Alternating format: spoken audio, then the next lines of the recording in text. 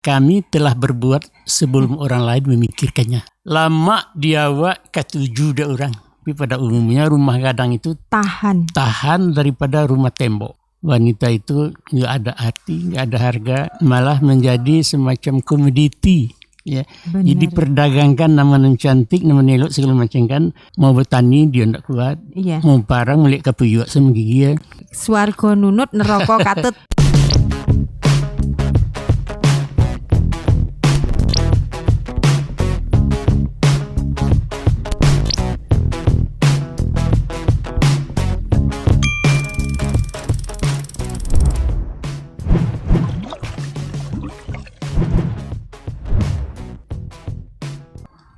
Assalamualaikum warahmatullahi wabarakatuh. Sahabat budaya di seluruh Nusantara dari Sabang sampai Merauke, bersama kami kembali Kabalai podcastnya BPNB Sumatera Barat. Masih dari pinggiran Danau Maninjau yang sangat indah ini, kita akan berbincang-bincang dengan Datuk Yus Datuk Parpatiah. Beliau adalah budayawan besar yang dimiliki oleh Minangkabau. Nah, ditemani dengan suasana yang nyaman di pinggiran Danau Maninjau dan juga kudapan yang seperti ini, kalau boleh saya sampaikan, ini hanya ada di Sumatera Barat. Kacang yang rasanya sangat pedas sekali. Nah, sahabat budaya di seluruh Nusantara, kali ini kita akan berbincang dengan Mak Datuk terkait dengan Minangkabau. Ya. Jadi hari ini Mak, kita mau ngobrolin apa tentang orang Minang ini? Saya ingin bicara tentang sesuatu yang mungkin mengejutkan Anda yang mendengar. Saya ini yakin seakan-akan ini suatu obrolan yang Ambo beri judul 7 Minang Superior. 7 Minang Superior. Ya, ada 7 masalah keunggulan Minang yang belum dipunyai orang lain tapi kita sudah punya. Nah, orang belum memiliki, orang belum memikirkan, kita sudah punya. Kalau dalam hal ini saya meminjam moto dari Semen Padang. Ya, kami telah berbuat sebelum orang lain memikirkannya. Iya, sahabat budaya di seluruh Nusantara, kita tahu bahwa masyarakat Minangkabau adalah salah satu suku bangsa di Indonesia yang hobinya memang merantau. Dari Sabang sampai Merauke, masyarakat Minangkabau pasti ada. Nah, itulah salah satu, mungkin nanti banyak selain masyarakat Minangkabau ini adalah perantau ulung. Nanti Mak Datuk akan mengungkapkan hal-hal lain. Sebetulnya apa sih yang dipunyai atau menjadi kelebihan dari masyarakat Minangkabau ini sehingga masyarakat Minangkabau bisa survive di hampir seluruh, bukan hanya di Indonesia tetapi juga di seluruh dunia ada perkumpulan masyarakat Minangkabau ya Mak ya. Nah, betul. Jadi mari kita ungkap apa itu kelebihan-kelebihan yang dimiliki masyarakat Minangkabau Mak. Baiklah. Yang pertama akan saya urai, ada 7 masalah, ada 7 penemuan orang Minang yang orang lain belum membuat tapi kita sudah memulai. Dalam hal ini kita menjadi pioner. Bukan hanya dalam negeri tapi dunia juga. Sombong kan kedengarannya. Tapi memang begitu adanya. Memang ada kenyataan. Silakan nanti disimak dan silakan nanti membantah ataupun mengiyakan ampun dan berkecewaan.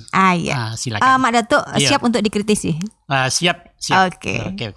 Jadi sahabat budaya di Nusantara, nanti silahkan kalau mau menanggapi ataupun mengkritisi, silahkan menulis komennya di channel YouTube BPNB Sumatera Barat dan tinggalkan komen yang sifatnya membangun. Silahkan Mak. Baiklah, bismillahirrahmanirrahim. Ada 7 penemuan atau ada 7 sesuatu yang dikuasai Minang sebelum orang lain memulainya dan kita yang awal menciptakan itu. Yang pertama di bidang hukum. Bidangnya Yang kedua di bidang niaga. Yang ketiga di bidang teknologi. Yang keempat di bidang ekonomi. Yang kelima di bidang arsitektur. Yang keenam di bidang emansipasi wanita. Nomor 7 di bidang demokrasi. Hukum. Yang pertama, hukum. Yang pertama, kita tahu bahwa tahun 1948 PBB mendeklarasikan sesuatu yang judulnya aslinya Declaration of Human Rights. Oke, hak asasi manusia, sekarang HAM. Iya.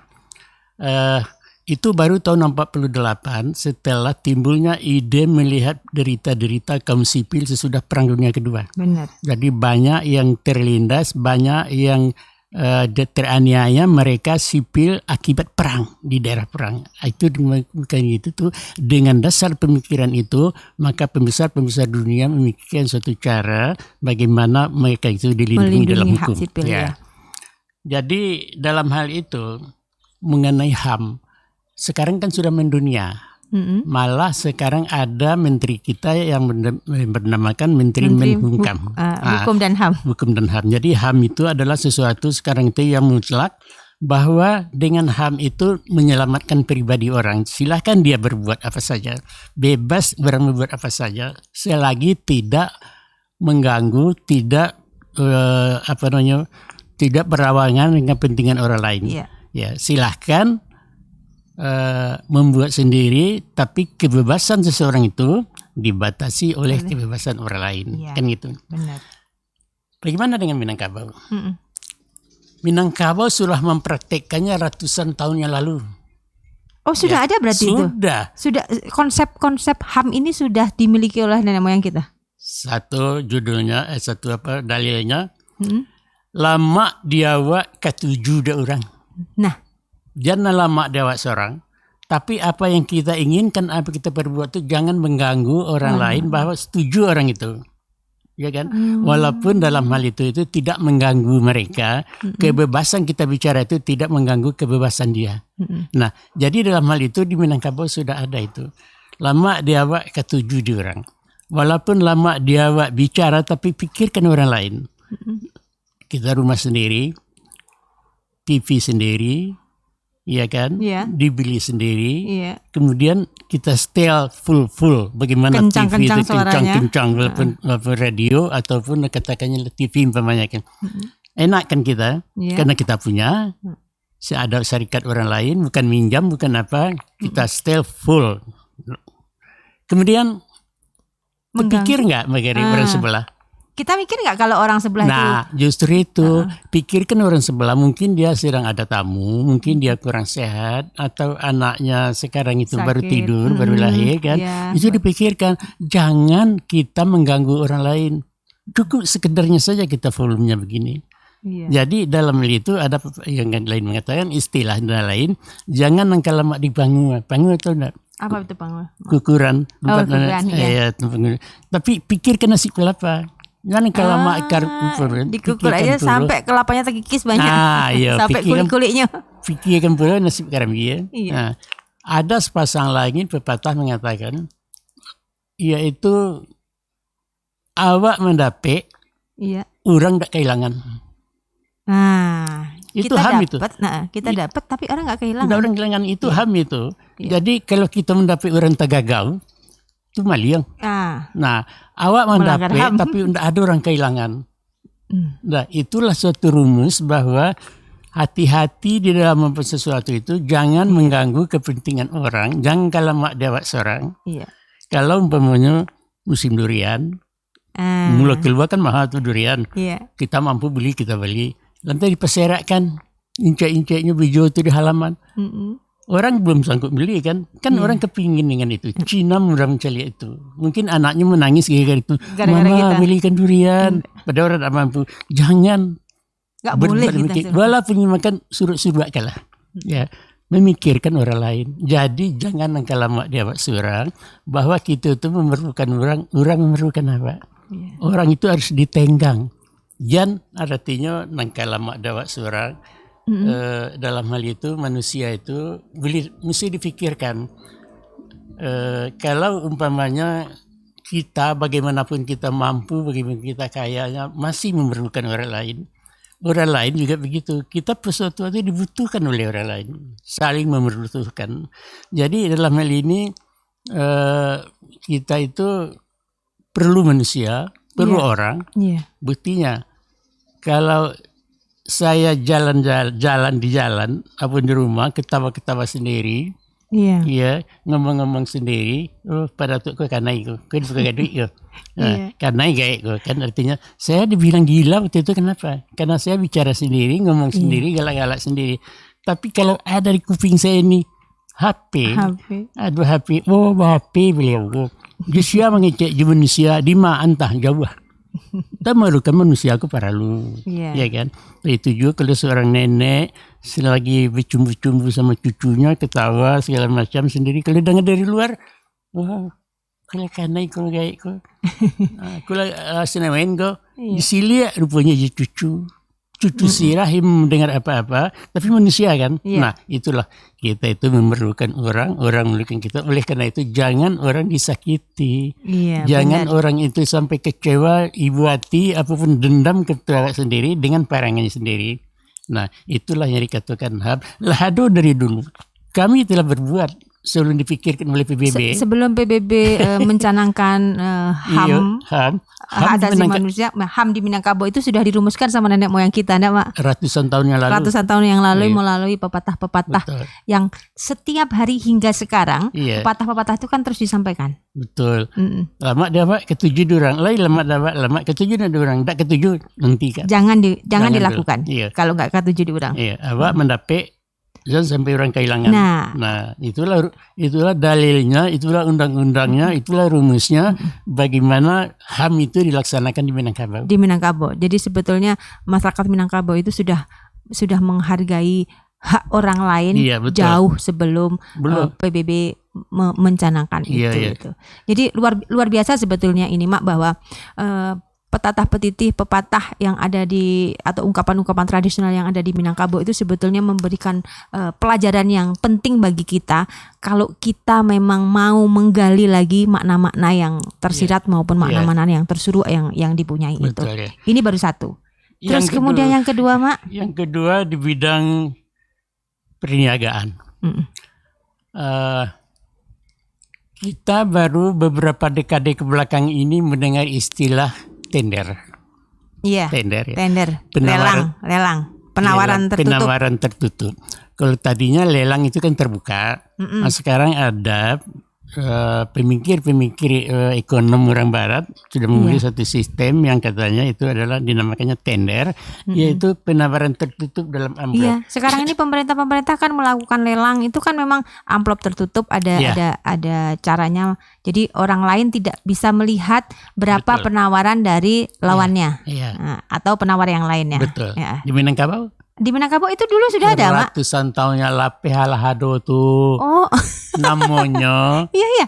Luar biasa. Apa namanya? Baroso.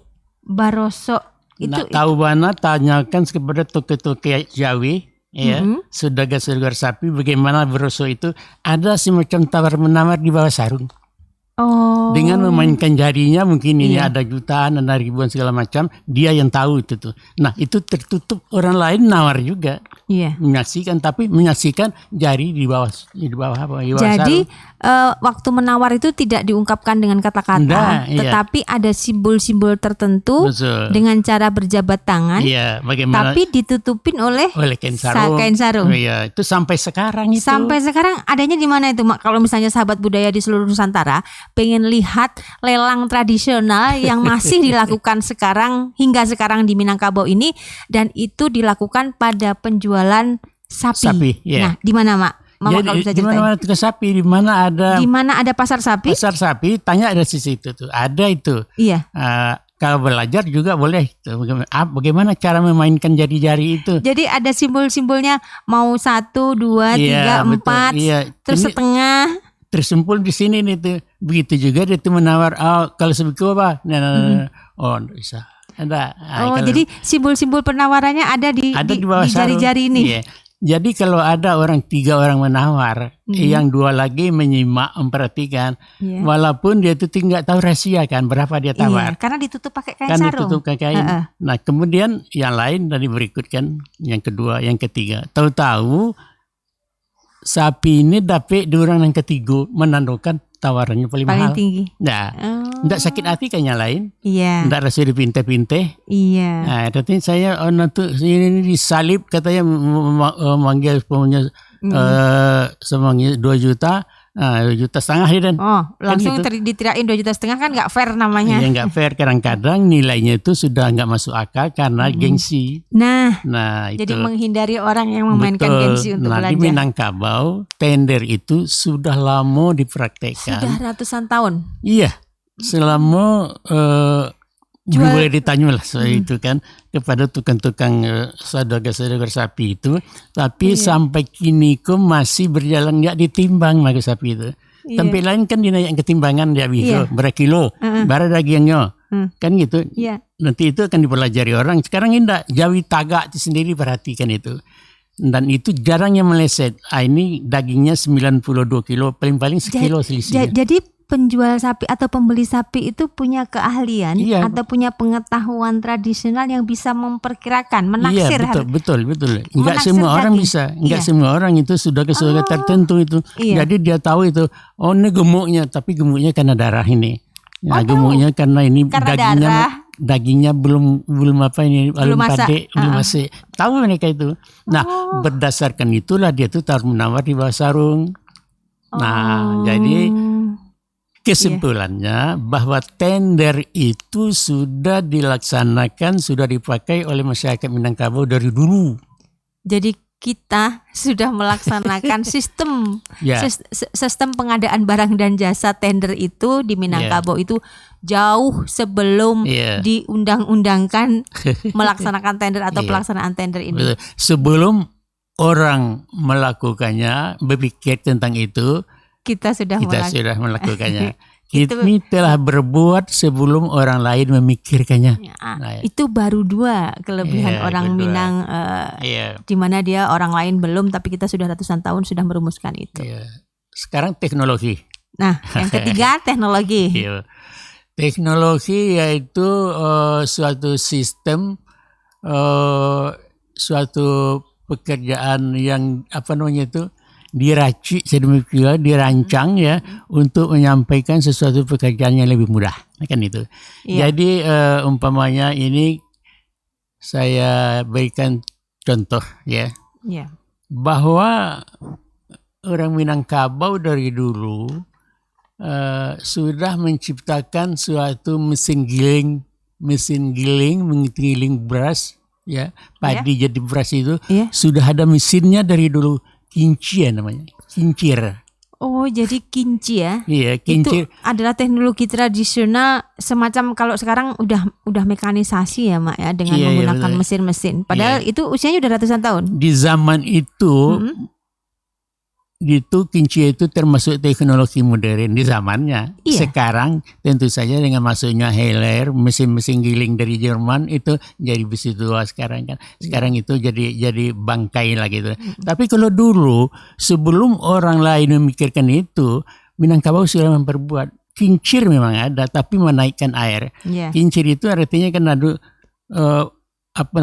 roda raksasa yang berputar, yang berputar, kemudian asnya panjang, asnya sampai ke dalam gedung, dalam satu gudang, dalam satu tempat. Nah, sekarang sepanjang daripada as itu tuh diberikan cantelan-cantelan itu ada sesuatu yang digunakan di ujung as itu untuk peruntukan tertentu untuk digunakan untuk mengangkatnya. Jadi sebegini, as itu di sisi panjang itu tuh kan buat ini itu ada semacam cantelan itu dalam bahasa Awaknya itu kaitan pengait kira-kira panjang 15 cm itu di sepanjang itu. Kemudian di depannya sudah ada alu yang punya cantelan begitu, punya kaitan-kaitan begitu, dan itulah yang mengangkat kalau roda berputar terus diangkat ini kan, terangkat dilepas lagi. Nah, dilepas lagi nanti itu dan begitulah seterusnya, angkat turun turun. Dia seperti memukul. Betul. Jadi gerak putar dirubah menjadi gerak turun naik. Nah, itu teknologi Minang. Jadi waktu itu kinci itu sering dipakai untuk menumbuk. Cuma untuk menumbuk padi. Atau menumbuk tepung atau menumbuk kopi yang orang lain di Nusantara kita tahu. Alun ado durang lain. Ada kincir itu baru dipakai orang untuk menaikkan air dari sungai ke sawah.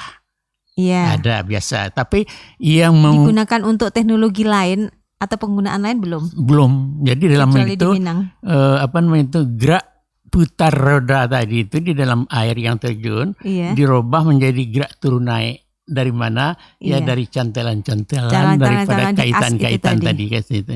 Lah ada Jawa. Kemudian kemudian datang mesin modern dan kemudian orang melumpuhkan kincir. Padahal jasanya 100 tahun, 800 tahun untuk masyarakat Minangkabau di dalam menggiling padi, di dalam menumbuk. Itu teknologi ya. Jadi sahabat budaya di Nusantara, kinci itu sebetulnya ada masih di beberapa titik, tetapi tidak seperti mungkin waktu zaman mamak kecil dulu masih banyak karena sekarang sudah menggunakan mesin dan listrik. Jadi penggunaan kinci itu memang sudah terbatas. Tapi kalau sahabat budaya di seluruh Nusantara pengen melihat, silahkan datang ke Minangkabau karena ada di beberapa tempat, bisa di-searching di Google untuk bisa mendapatkan di mana contoh kinci yang masih berjalan. Kenapa kinci banyak ada di Minangkabau? Karena kita banyak sekali air ya Mak ya. Di Minangkabau ini tidak pernah kekeringan karena sumber air sangat banyak dan biasanya airnya sangat-sangat jernih dan itu tersebar hampir di seluruh wilayah Minangkabau ini. Ketersediaan air sangat tinggi. Nah, oke Mak, selanjutnya kelebihan lagi dari orang Minang. Di bidang ekonomi. Bidang ekonomi. Di perusahaan gitu ya. Apa itu Mak? Kalau biasanya satu perusahaan itu kan memakai tenaga buruh. Ya. Buruh ini biasanya digaji. Dan begitulah orang-orang daripada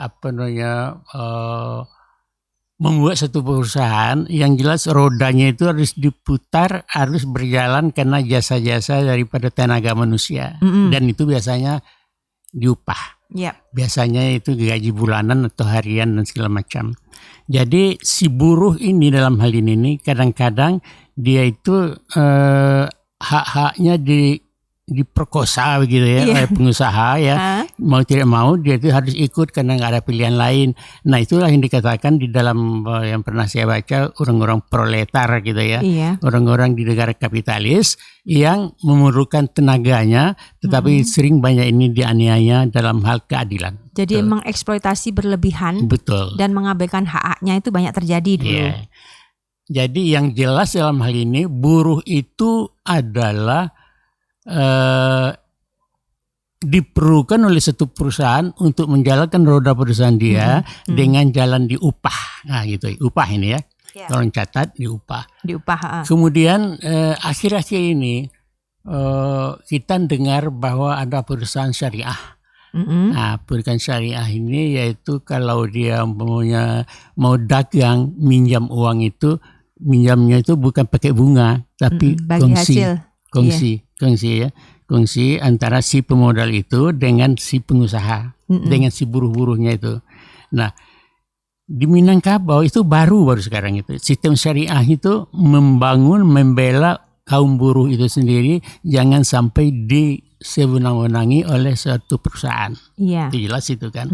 Nah, jadi kemudian sekarang sudah ada suatu sistem baru yaitu perdagangan syariah, perusahaan syariah yang buruhnya bukan digaji, bukan digaji tapi dapat menyentuh persentase daripada kemampuan keuntungan. Dibagi keuntungannya persentase dari segini.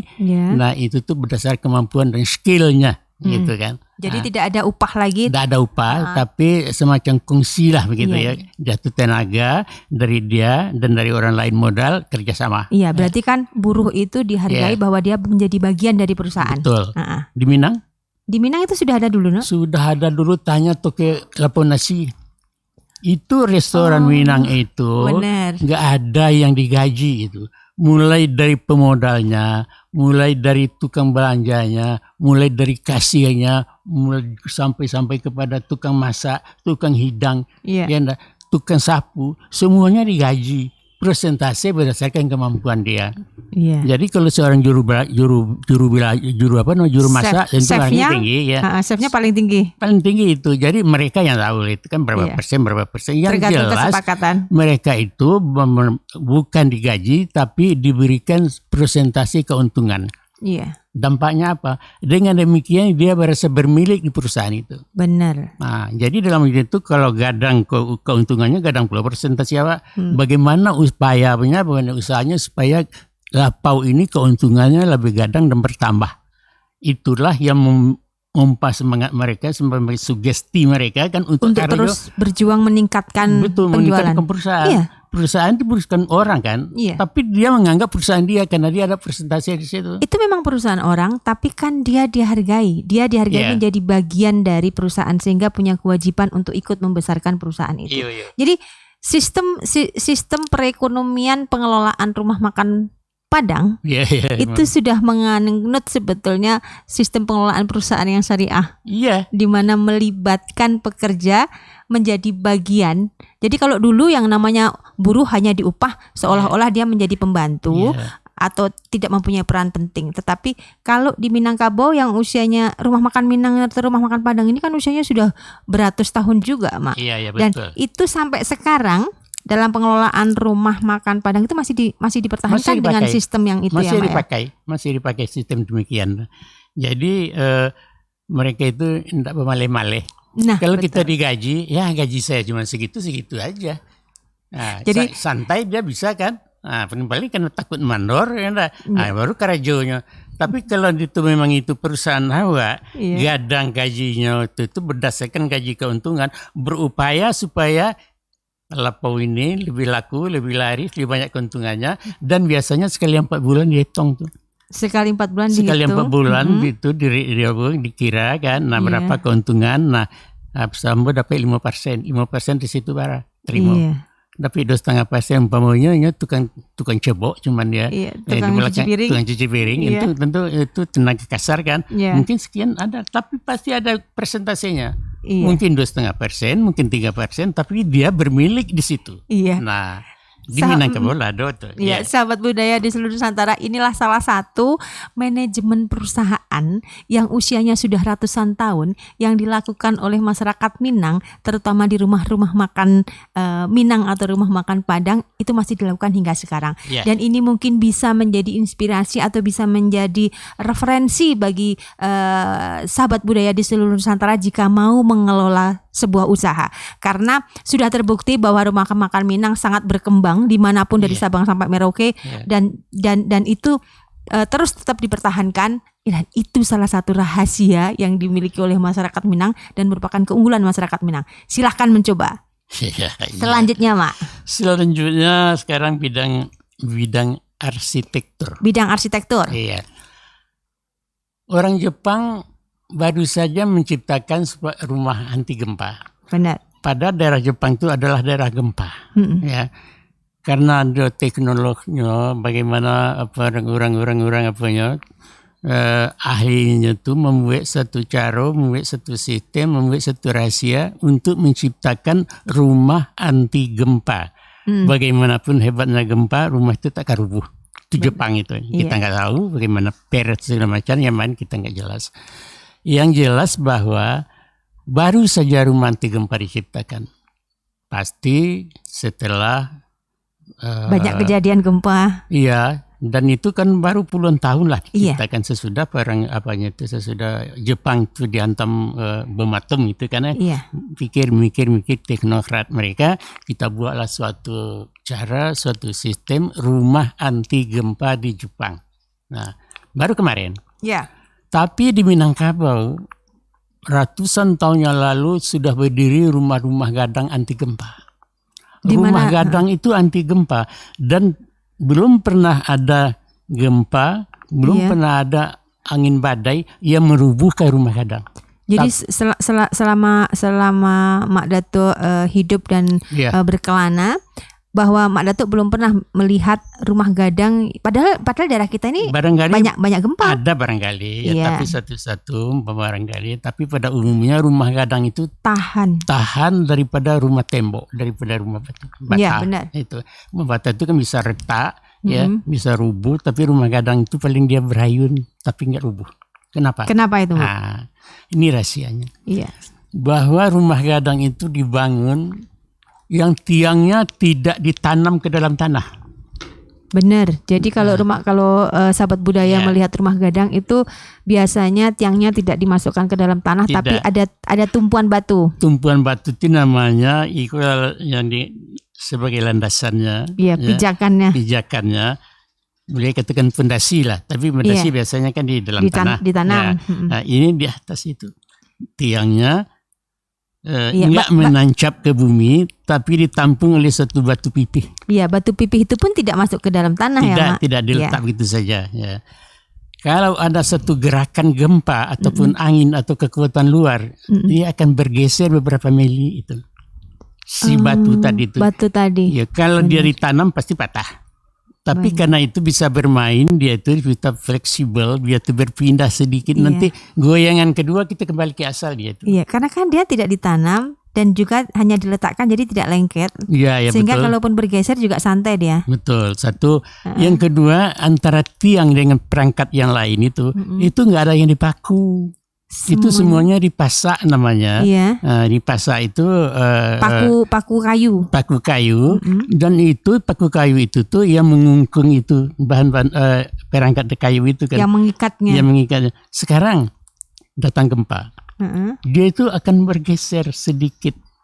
Dia itu akan lentur fleksibel. Pasak-pasaknya Pasak tadi akan bermain di situ kan, sehingganya menyebabkan antara hubungan tiang tadi dengan paran namanya umpamanya kan, dia tuh akan bermain tidak kaku, dan itu artinya nanti itu fleksibel gitu Iya, loh. jadi meskipun kena guncangan atau apapun, dia masih bisa bergoyang fleksibel karena punya toleransi. Jadi setiap sambungan pasak itu ada toleransi. Bermain. Iya, akan bermain. Iya. Jadi dia masih kena tekanan apapun, dia masih bisa bergeser-geser sedikit-sedikit. Betul, ya itu maksudnya. Nah, sekarang kenapa rumah gadang itu tidak vertikal? Gadang kate ciut ke bawah. Iya, itu. Coba perhatikan. Jadi itu sebetulnya melawan gravitasi bumi itu. Biasanya kan peti piramid, Iya. kan gadang di bawah, ketek date. Iya. Nah, rumah gadang itu kambang kate kucing ke bawah. Iya, kenapa bisa gitu? Nah, gitu. Ada rahasianya. Kalau datang angin topan menghantam rumah, dia itu akan dilarikan kekuatannya ke tanah, ke bawah. Karena itu miring. Jadi kemiringan itu kalau dia itu umpamanya 90 derajat dihantam, ini akan rubuh ini. Tapi dengan itu miring itu, kekuatan miring ini hanya melarikan tenaga angin tadi ke tanah. Oh, jadi dia bisa meloloskan tenaga karena merengnya itu tadi. Karena miringannya tadi. Oh iya, betul. Nah, itu kan, jadi itulah rahasianya kenapa rumah gadang itu miring. Nah, sekarang rumah gadang bagaimanapun indahnya, bagaimanapun ukirannya, di belakang itu biasanya pakai ada anyaman. Pakai bambu anyaman, Iya, bambu. Ya, kenapa anyaman bambu? Iya, kenapa itu? Nah, supaya yang pertama sirkulasi udara ke dalam. Yang kedua, kalaupun ada datang angin atau gempa kuatan, itu kan diserap sama itu sama lubang-lubang itu. Lubang-lubang anyaman dari bambu. Anyaman dari bambu tadi. Jadi itulah yang memakan tenaga angin tadi ke dalam. Iya, jadi angin tidak langsung menghantam dinding, tapi kekuatan anginnya diloloskan lewat lubang-lubang itu. Iya, betul lah. Itu rahasianya itu. Dan banyak rahasia yang lain, umpamanya seperti atapnya, kenapa hasilnya miringannya itu kan, supaya itu sama juga maksud dengan yang tadi. Jadi dalam hal itu kalau dulunya atap ijuk, ya, walaupun datang angin angin topan, angin puyuh. Angin puyuh kalau di sekarang apa namanya itu? Angin puting beliung. Puting beliung. Yaitu masuk ke dalam ijuk itu. Itu tidak mental keluar. Dia tuh diserap lagi tenaga itu masuk ijuk-ijuk itu. Jadi ijuk itu bisa meredam tenaga dari angin puting beliung. Ijuk itu kan dijalin itu, seakan-akan dijalin kan. Jadi itu angin topan itu masuk ke dalam itu, terperangkap di situ, ditelan oleh atap hijau itu. Nah, itulah rahasia-rahasianya, dan itu ada hubungannya dengan karakteristik orang Minang, dengan sifat-sifat orang Minang. Mak? Jadi dalam hal itu kita nggak boleh kaku dalam bermasyarakat, di dalam berpendirian, di dalam berpartai lah umpamanya. Nggak harus demikian. Darah mau hidup di dunia itu tidak bisa. Lihat suasana, lihat keadaan. Benar. Jadi di dalam pepatahnya dikatakan boleh duduk kisah asalkan di lapian yang salai. Boleh tagak berpaliang, boleh asalkan di tanah yang sebingkah. Silahkan roda berputar namun sumbu tetap di tengah. Benar. Nah, jadi dalam hal itu kita nggak boleh kaku dalam berpendirian, juga toleran kita terhadap pendirian orang kan. Harus kita itu fleksibel, lalu kita tuh lentur di dalam masalah-masalah. Jangan bak ketua wak meniko mesti meniko. Memang berpendirian itu penting, tapi prinsipnya tidak berubah, caranya boleh lain. Sama kayak tadi, Mak. Jadi prinsipnya yang penting kan tumpuannya di situ. Betul. Tapi kita bergoyang ke kiri dan ke kanan kan masih dalam batas toleransi itu tadi kan tidak masalah. Betul. Jadi itu mengajari masyarakat Minang bagaimana seharusnya hidup, jangan kaku, tetapi kita fleksibel untuk menentukan itu. Jadi sahabat budaya di seluruh Nusantara yang disampaikan Mak Datuk tadi terkait kelebihan-kelebihan rumah gadang mungkin bisa menginspirasi sahabat-sahabat budaya di seluruh Nusantara untuk lebih meneliti rumah gadang. Kenapa dia menjadi tahan gempa? Ini ada peluang-peluang yang disampaikan Mak Datuk tadi bisa menjadi salah satu peluang penelitian nantinya, Mak. Betul. Jadi Minang sudah berbuat sebelum orang Jepang memikirkan. Nah itu hebat sekali orang Minang. Selanjutnya, Mak. Selanjutnya di bidang emansipasi. Kongres perempuan dan segala macamnya itu kan baru-baru aja setelah sebelum Indonesia merdeka, jadi masih belum lebih dari 100 tahun. Baru didengar. Didengar, iya. Jadi sejarahnya kan begini. Emansipasi wanita di Minang. Iya. Waktu Islam disebarkan oleh Muhammad, oleh Nabi kan, di zaman itu dan sampai zaman pertengahan ke belakangnya, itu nasib perempuan dalam masyarakat itu hanyalah sebagai perangkat penderita. Dihargai sebagai manusia nomor 2. Pedusi kok ya. Iya. Nah, wanita di saat itu paling-paling dia itu diperlukan untuk keturunan. Untuk keturunan lah memerlukan wanita itu. Dan lain itu wanita itu nggak ada arti, nggak ada harga, malah menjadi semacam komoditi. Ya, jadi diperdagangkan nama yang cantik, nama elok segala macam kan.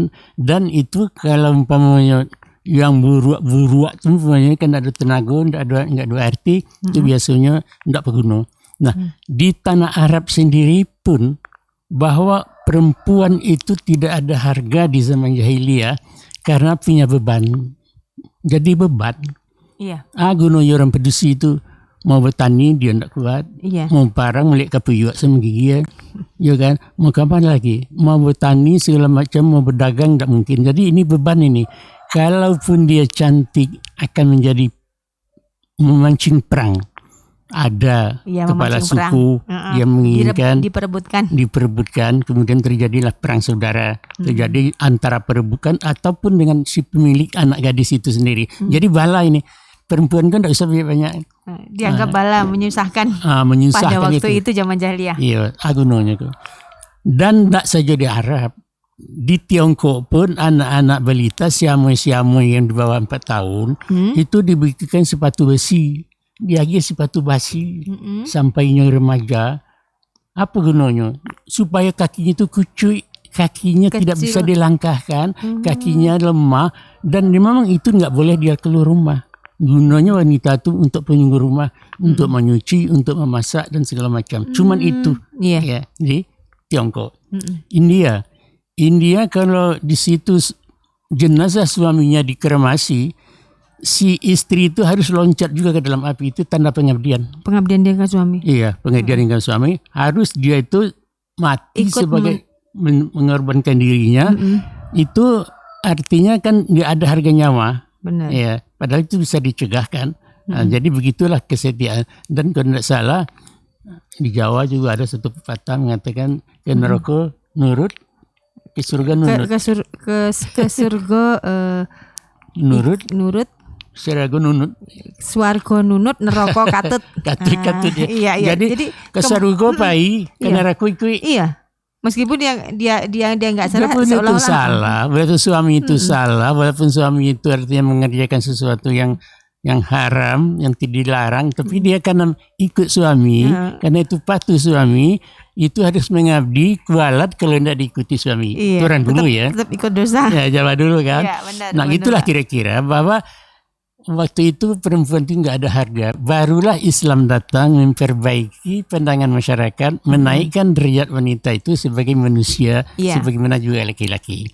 Nah, Inang, Islam masuk ke Minangkabau, ada yang mengatakan abad ke-11, abad ke-berapa, yang jelas Islam masuk ke Minangkabau, orang Minangkabau sudah berbudaya.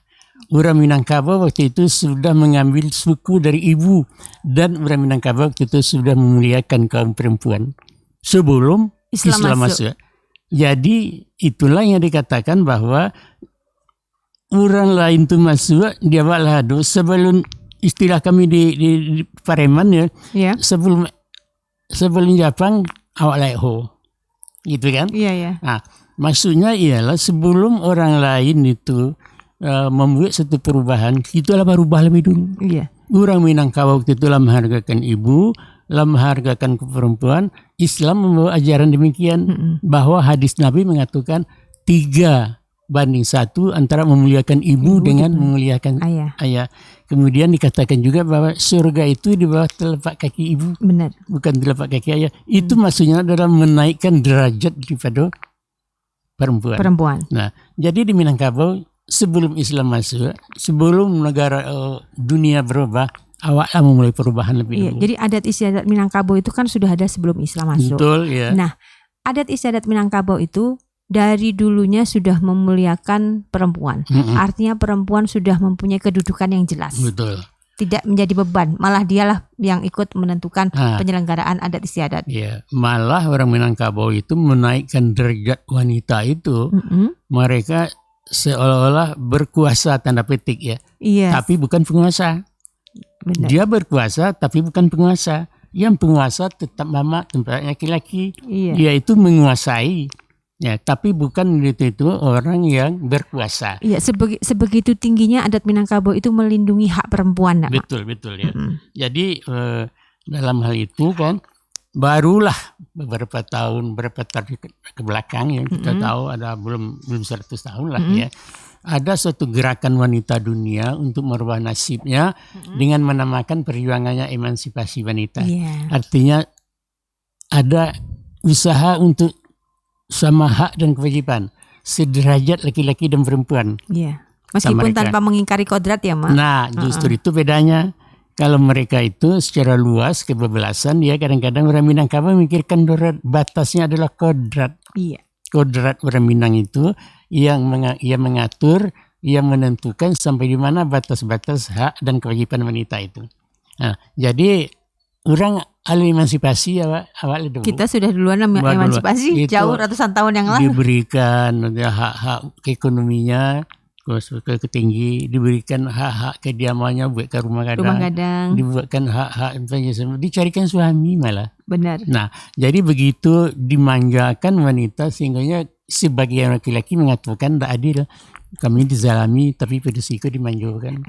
Nah, sebenarnya dalam itu tuh tanggung jawab seorang pemimpin kepada yang dipimpinnya demikian. Harus diselamatkan orang yang dipimpin. Karena dalam agama ariyalu qawwamuna 'ala nisa. Laki-laki itu pemimpin wanita. Jadi orang yang dipimpin itu harus didahulukan, orang yang dipimpin itu harus diberikan kesejahteraannya sebelum yang memimpin itu sendiri. Ini nasihat, Mak, bahwa pemimpin harus memikirkan kesejahteraan yang dipimpinnya. Betul, ya. Itu di Minangkabau kan seperti itu. Betul, ya, Mak. Ya. Dan dalam agama juga kan itu kan disuruh apa namanya itu? Memang diwajibkan atau disuruh kita seperti itu sesuai dengan ajaran agama kita. Ada hadis mengatakan bahwa kami itu adalah pemimpin. Kullukum ra'in wa kullu ra'in mas'ulun an ra'iyatih. Kamu itu adalah pemimpin, setiap kamu, dan setiap pemimpin itu akan ditanya tentang kepemimpinannya nanti di akhirat. Bertanggung jawab kan nanti. Ya. Nah, jadi dalam hal itu memang sebelum Islam masuk, sudah ada suatu sistem di Minangkabau itu yang sesuai dengan apa nafas yang dibawa Islam. Dengan sendirinya Islam itu bisa lancar di Minangkabau, dan Islamisasi di Minangkabau itu jalan dengan melenggang. Tanpa ada perlawanan. Karena itu sudah sesuai dengan adat istiadat ya, Mak. Iya. Itu salah satu, banyak dari faktor lain. Jadi Budo Kanduang itu adalah salah satu bukti bahwa emansipasi perempuan atau emansipasi wanita itu sudah berjalan di Minangkabau berusia ratusan tahun. Jadi itu tadi yang disampaikan bahwa ini salah satu juga kelebihan dari masyarakat Minang. Sebelum emansipasi datang, Bunda Kanduang datang. Sebelum emansipasi itu didengung-dengungkan, diundangkan, terus kemudian di apa istilahnya dirapat-rapatkan, dikongreskan, dideklarasikan. Nah, orang Minang sudah mengaturnya dalam adat istiadatnya terkait dengan kedudukan Bundo Kanduang. Nah, selanjutnya, Mak, kelebihan orang Minang lagi. Yang terakhir, yang ke-7. Demokrasi di dunia ini baru dikenal di zaman Raja Lodewijk ke-15 di Prancis oleh seseorang yang revolusioner bernama Montesquieu. Tahun 1789. Oke, tahun 1789. Sebelum itu di dunia ini negara bentuk kerajaan. Benar. Ya ada yang presiden begitu, raja, dan sampai sekarang bekasnya masih ada raja seperti di Inggris. Sampai sekarang masih monarki di Eropa masih. Beberapa orang gitu. Tapi kerajaannya sekarang sudah berbentuk undang-undang, sudah punya undang yang berkuasa Perdana Menteri. Ya begitu kan. Jadi sekarang raja itu walaupun ada sebagai lambang. Jadi dalam hal itu demokrasi baru dikembangkan orang. Kerajaan baru berubah menjadi republik. Raja baru ditukar oleh presiden kan. Dan dalam hal itu barulah negara-negara lain mengikuti. Akan tetapi di Minangkabau sendiri itu sudah ada demokrasi seperti yang diciptakan oleh Montesquieu itu. Namanya dalam pemilihan itu nagari-nagari itu suatu daerah berdaulat ya, satu nagari, dan dia itu nggak ada strukturnya ke atas, dia itu nggak tunduk kepada pagaruyung.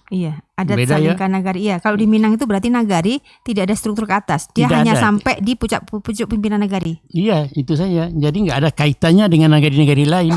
Paling-paling dia itu sebagai organisasi kan. Jadi dalam hal itu demokrasi sudah dijalankan di Minangkabau. Satu contoh saja, bahwa yang menjadi pimpinan nagari itu kalau dikatakan sekarang gitu wali atau dulu Angku Palo namanya. Namanya dulu Angku Palo. Inyak kepala. Ya. Bagaimana memilih orang ini dulu? Ditunjuk oleh Belanda, ditunjuk oleh berapa kaum atau bagaimana? Dipilih. Siapa yang memilihnya itu? Nini, mama, datu-datu yang ada di negeri itu. Dia yang memilih. Siapa pimpinan awak kini kah? Taruhlah dipilih dengan segala macam, mufakat. Aku datuk Parvatia saja. Nah, ambil aja yang kepala. Jadi dalam hal itu sudah ada semacam kesepakatan masyarakat, sudah ada semacam hasil musyawarah untuk mengangkat seseorang pejabat menjadi jabatan dalam satu lembaga. Jadi lembaga kenagarian itu dipimpin oleh Angku Palo yang kini wali negari atau lurah kalau di kota kan, itu dipilihnya itu melalui musyawarah. Tapi nggak dipilih separuh banding satu, nggak ada di Minangkabau ya. Nggak ada voting nggak ada. Cuman itu berdasarkan musyawarah kan, yang merasa dia itu di bawah pendapatnya itu lebih banyak orang dia ikut biasanya. Dia tidak setuju keluar, tidak ada. Jadi tidak ada yang melawan, jadi oposisi. Zaman dulu tidak ada oposisi ya, Mak ya? Ada oposisi, tapi tidak membangkang, tidak itu. Jadi meninggalkan sidang. Walk out.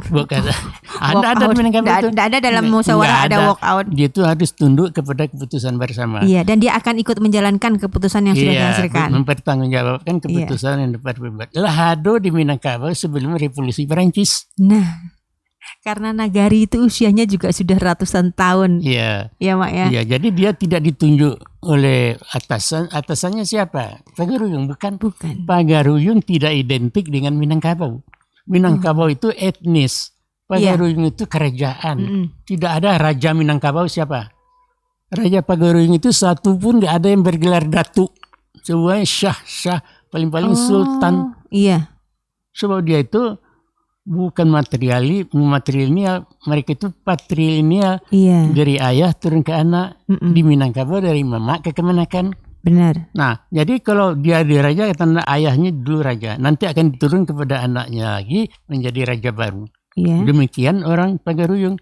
Sedangkan di Minangkabau dia Nggak tidak kayak tulis gitu. itu, tidak. Iya. Jadi dia tidak ditunjuk oleh kerajaan Pagaruyung. Di zaman pemerintahan penjajah juga dia tidak ditunjuk oleh pemerintah kolonial, tapi dia itu dipilih dengan musyawarah di dalam satu negari untuk menjadi pimpinan.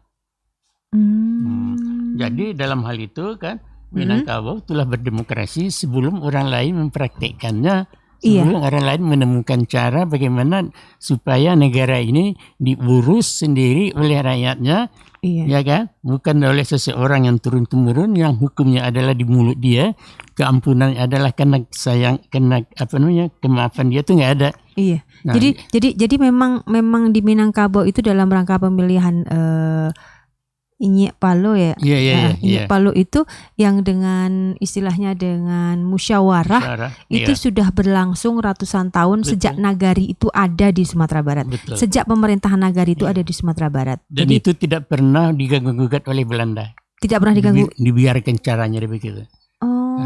Jadi memang oleh campur tangan, boleh intervensi. Begini.